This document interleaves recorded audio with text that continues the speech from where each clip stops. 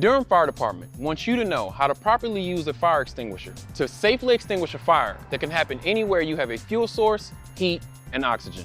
We know what some of you might be thinking. What's so difficult about using a fire extinguisher? You just pull the trigger and aim at the fire, right? Not exactly.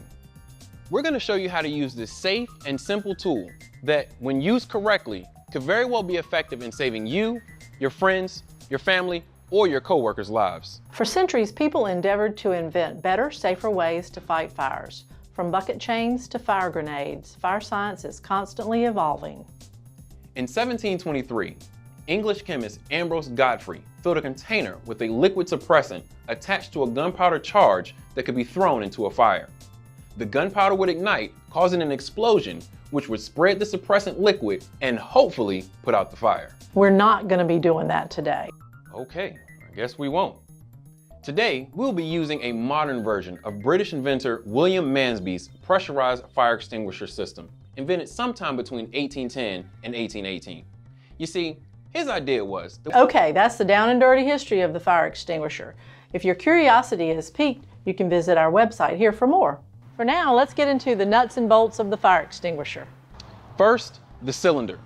This holds the extinguishing agent under pressure. Next, the safety pin. It locks the operating lever, preventing accidental discharge. The pull seal holds your safety pin in place until you're ready for extinguishment. The pressure gauge indicates the correct operating pressure when the arrow is in the green. If your arrow is not in the green, your extinguisher must be serviced immediately. The operating handle or lever triggers the discharge of the extinguishing agent. The hose or nozzle direct the stream of the extinguishing agent. A fire extinguisher works by disrupting the connection between the fuel, the heat, and the oxygen. This inhibits the chemical chain reaction that creates fire. Whatever is burning is called fuel. Some fire extinguishers work by smothering the fire, thus removing the available oxygen. Others work by cooling the fire and cooling the fuel load. That's why it's important to remember to point the extinguisher at the fuel, not the flames. There are many different types of fuels that we come in contact with every day that could possibly ignite. With so many different types of fuels, it's important that we have the proper fire extinguishers for the fires that they create. The three main types of fuels that we'll be talking about today are Class A, B, and C. Class A fuels are paper, wood, and plastics. We call these ordinary combustibles. Class B fuels are flammable liquids and gases, such as propane, oil, and gasoline. Class C fuels are electrical in nature, motors, appliances, and transformers. Remember, if you de-energize the equipment, it becomes a Class A fire. Now, let's get into the three main types of extinguishers you will have in your home, work, or at school. First, we have the water can. The water can is best used on Class A fires. You can easily recognize this extinguisher by its large stainless steel cylinder. It's not commonly seen in homes or businesses. A water can is not recommended for electrical fires or easily ignited liquids such as gasoline. In an electrical fire, the water could possibly conduct electricity, electrocuting you. In a flammable liquid fire, you could easily spread the fuel, making the fire larger. Water cans function by lowering the temperature of the fuel, thus extinguishing the fire, and are highly effective on fuels such as paper, wood, and cardboard.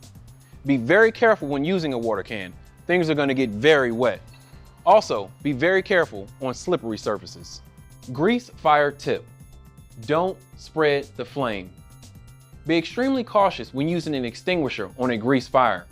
You could cause splatter, which could spread the fire and make the fire larger. If it is safe to do so, cover the pan with a lid and turn off the heat. Next, we have the CO2 or carbon dioxide extinguisher. This extinguisher is best used on electrical fires, but can be used on Class B fires.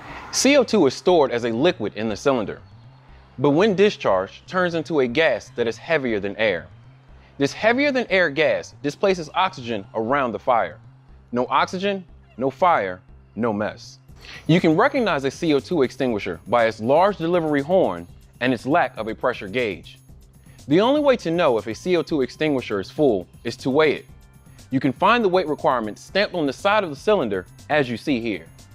When using any kind of extinguisher on an electrical fire, always be sure to turn the power off to the item that's on fire. If you cannot get close enough to the item to turn the power off, You can always go to the panel box and turn the power off there. The most widely used type of a fire extinguisher is the dry powder or ABC extinguisher. You're most likely to see this type of extinguisher at work, at home, or even at school. It uses a chemical called monoammonium phosphate under high pressure. This chemical works by smothering the fire. Monoammonium phosphate is a pale, yellow, dry, powder-like substance that works great on all three classes of fire. Class A for your wood, paper, and plastics, Class B for your flammable liquids like gasoline, oil, and propane, and Class C, which are electrical in nature for appliances, motors, and transformers. Just a few tips when using an ABC extinguisher. They are very messy, so be prepared. Also remember that the pale yellow chemical will linger in the air for some time. Use caution when handling an ABC extinguisher. If the pin is not in place and you discharge the extinguisher by accident, it will need to be serviced and recharged. If your ABC extinguisher has sat unused for an extended period of time, the powder will settle, making the fire extinguisher less effective. Occasionally, turn your extinguisher upside down and allow the powder to shift. There are other types of extinguishers, such as Class D, used for flammable metals. And when dining out, you may see a Class K fire extinguisher.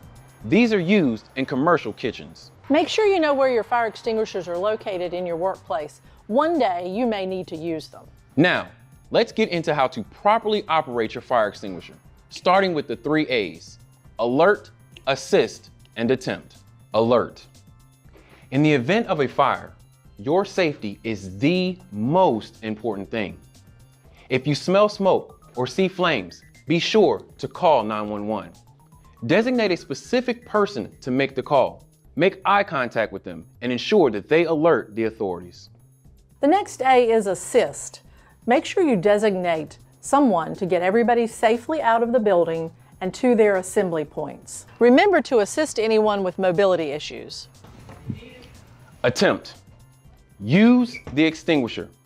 You only have a few seconds of suppressant left in the cylinder. A general rule of thumb is you can extinguish a fire about 2 times the size of your fire extinguisher. Now, let's get down to technique.